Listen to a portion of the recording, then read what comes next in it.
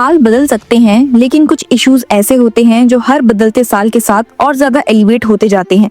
ऐसा ही एक मुद्दा है इलेक्शन को लेकर। 2024 में हमने इलेक्शन रिलेटेड डिस्प्यूट्स की एक बड़ी पिक्चर देखी थी, जिसके चलते कई और लीगल इश्यूज जैसे कि electoral bond scheme, EVM VVPAT machines में माल फंक्शनिंग और डाटा डिस्क्रिपेंसीज एक्सेट्रा जैसे मुद्दे उठाए गए थे। हालांकि 2024 में जनरल इलेक्शन सक्सेसफुली पूरे हुए और फिर से भारतीय जनता पार्टी ने कोएलिशन में अपनी सरकार बनाई, पर कोर्ट्स में इन्हीं इलेक्शन से जुड़े मुद्दे अब भी पेंडिंग है। कुछ इलेक्शन पिटीशंस के थ्रू तो कुछ सुप्रीम कोर्ट से इलेक्शन के प्रोसेस में रिफॉर्म्स लाने की बात कर रहे हैं। इन्हीं सभी मुद्दों को सुप्रीम कोर्ट 2025 में टेकअप करने वाला है। लेकिन इसी बीच आपको बता दूं कि हाल ही में एक और ऐसा बवाल है जो उठता हुआ दिखाई दे रहा है, जिसको देखकर ये तो साफ होता है कि आने वाले साल में भी इलेक्शन रिलेटेड इश्यूज बंद नहीं होंगे, बल्कि और भी बड़े लेवल में देखे जा सकते हैं। अब आप जरूर जानना चाहेंगे कि ये मामला है क्या, तो आपको बता दूं कि दिल्ली में फरवरी 2025 में असेंबली इलेक्शंस कंडक्ट किए जाने वाले हैं, जिसकी तैयारी इलेक्शन कमीशन ऑफ इंडिया के साथ साथ सभी political parties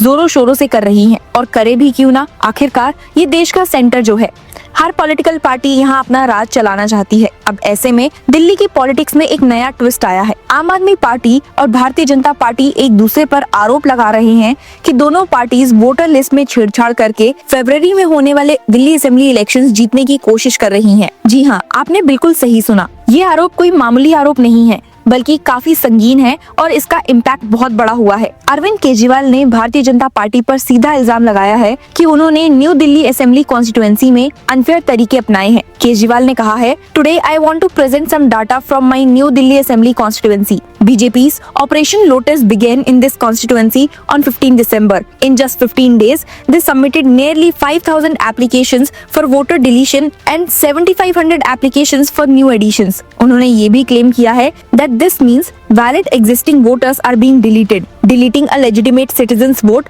effectively stripes them of their citizenship. Kejriwal ने बताया है कि जब उन्होंने 5,000 एप्लीकेशंस में से 500 को वेरीफाई किया तो पता चला कि 408 लोग वहीं 20-30 सालों से रहते हैं। केजरीवाल ने एक और शॉकिंग बात ये भी कही that in one house 47 votes were added and in another 22 votes were added. But when inspected, these houses were found to be non-existent and this shows that there is a clear case of fraud. उन्होंने BJP की हरकत को blatant and brazen act of misconduct कहा और warn किया कि अगर 12% votes manipulate हुए तो इलेक्शन का कोई मतलब नहीं बनता। जहां आम आदमी पार्टी के सुप्रीमो ये एक बड़ा एलिगेशंस लगा रहे हैं, वहीं दूसरी तरफ बीजेपी भी पीछे नहीं है। बीजेपी के दिल्ली चीफ वीरेंद्र सचदेवा ने इल्जाम लगाया है कि Aam Aadmi Party electoral rolls का मैनिपुलेशन कर रही है। उन्होंने कहा है, in Narela alone over 2,000 people applied for new voter registrations on December 24. Similar applications have been observed in various constituencies on 25 December, 26 December and 27 December. This is not mere coincidence but evidence of Arvind Kejriwal's manipulation plan affecting 70 constituencies. Sachdeva का सवाल था, I want to ask Arvind Kejriwal, where did these voters aged 30 to 80 suddenly appear from during the assembly elections? Who brought them? And what is their background? जहां अभी आम Aadmi party supremo और Delhi BJP chief की लड़ाई चल ही रही थी, वहीं इसमें कुछ और लीडर्स को भी इन्वॉल्व होता हुआ देखा गया। आम आदमी पार्टी के राज्यसभा MP संजय सिंह ने बीजेपी पर आरोप लगाया है कि उनकी पत्नी अनीता सिंह का नाम वोटर लिस्ट से डिलीट करने की कोशिश की गई। सिंह ने कहा, not once but twice on 24th and 26th December. Anita Singh, my wife, originally hails from Jaunpur in Purvanchal. Since I raised issues concerning Purvanchalis and people from Uttar Pradesh and Bihar, they decided to retaliate by targeting her. Union minister Hardeep Singh Puri ने आम Aadmi party के आरोपों पर करारा जवाब दिया है और कहा है, I think when Arvind Kejriwal was in state hospitality, his mental equilibrium got disturbed. What is the vision of Arvind Kejriwal disruption? Arvind Kejriwal is left with very little time in government. उन्होंने ये भी इल्जाम लगाया कि Aam Aadmi party Rohingya Muslims को vote bank के लिए settle कर रही है।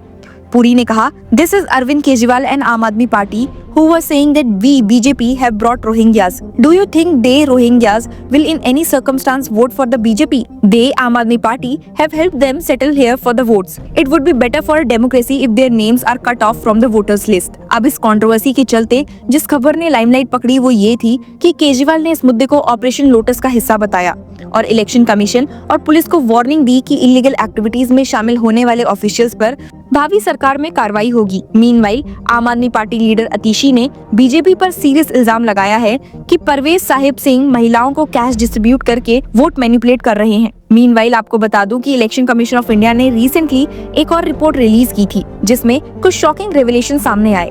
रिपोर्ट्स ने बताया कि देश की ruling party Bharatiya Janata party को 2023-24 के दौरान रुपीस 2604.74 करोड़ से ज्यादा की डोनेशन मिली, जबकि ऑपोजिशन पार्टी कांग्रेस को रुपीस 281.38 करोड़ की फंडिंग मिली। ये इन्फॉर्मेशन इलेक्शन कमीशन के द्वारा पब्लिक की गई डोनेशन रिपोर्ट से मिली है।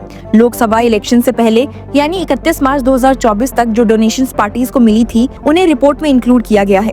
बीजेपी ने 2019 लोकसभा इलेक्शंस के पहले रुपीस 740 करोड़ से ज्यादा की डोनेशंस रिसीव करने की बात कही थी, जबकि कांग्रेस ने 2018-19 में रुपीस 146 करोड़ की डोनेशंस क्लेम की थी। 2023 और 24 के दौरान बीजेपी को major donations prudent electoral trust rupees 723 crore से ज्यादा, triumph electoral trust rupees 127 crore से ज्यादा और E electoral trust rupees 17 lakh से मिली। दूसरी तरफ कांग्रेस को प्रूडेंट इलेक्टोरल ट्रस्ट से रुपीस 150 करोड़ से ज्यादा का डोनेशन मिला, जो कि इस पार्टी को डोनेट करने वाले इकलौता ट्रस्ट था। आम आदमी पार्टी, जो कि एक रिकॉग्नाइज्ड नेशनल पार्टी है, को फाइनेंशियल ईयर 2023-2024 में रुपीस 11.06 करोड़ से ज्यादा की डोनेशन मिली। तृणमूल कांग्रेस इस प्रोसेस की सबसे बड़ी बेनिफिशियरी थी। रिपोर्ट्स के मुताबिक कंपनी ने रुपीस 542 करोड़ तृणमूल कांग्रेस को, रुपीस 503 करोड़ डीएमके को और rupees 150 crore YSR Congress party को डोनेट किए। ये डाटा ये दिखाता है कि ऑलमोस्ट सभी पॉलिटिकल पार्टी को इलेक्शन और उनकी फंक्शनिंग के लिए डोनेशंस मिले थे। तो आपने देखा कि कैसे ये पॉलिटिकल शोडाउन अब और भी ज्यादा इंटेंस हो चुका है।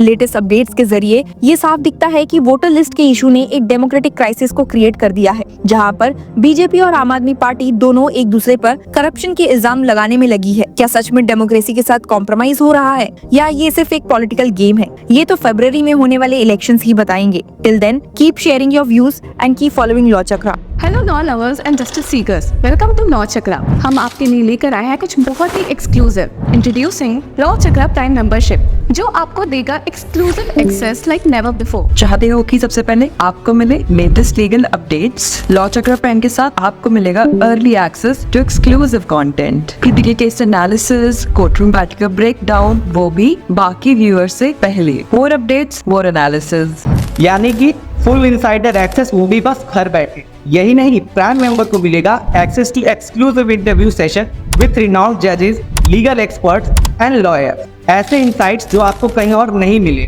इसी के साथ अगर आप कभी सोचे कि हम कैसे लेकर आते हैं आपके लिए ये लीगल अपडेट्स, तो इसके लिए भी प्राइम मेंबर्स के लिए है हमारे पास एक special sneak peek behind the scenes of law chakra. Brainstorming session से लेकर ब्लूपर्स तक सब कुछ। In short, more content, more update and more analysis. Political legal controversies हो या इन डेप्थ लीगल सेशंस, सब कुछ आपको मिलेगा एट वेरी मिनिमल प्राइस। बनिए लॉ चक्र की प्राइम मेंबर और अनलॉक कीजिए full potential of legal knowledge. अभी ज्वाइन कीजिए।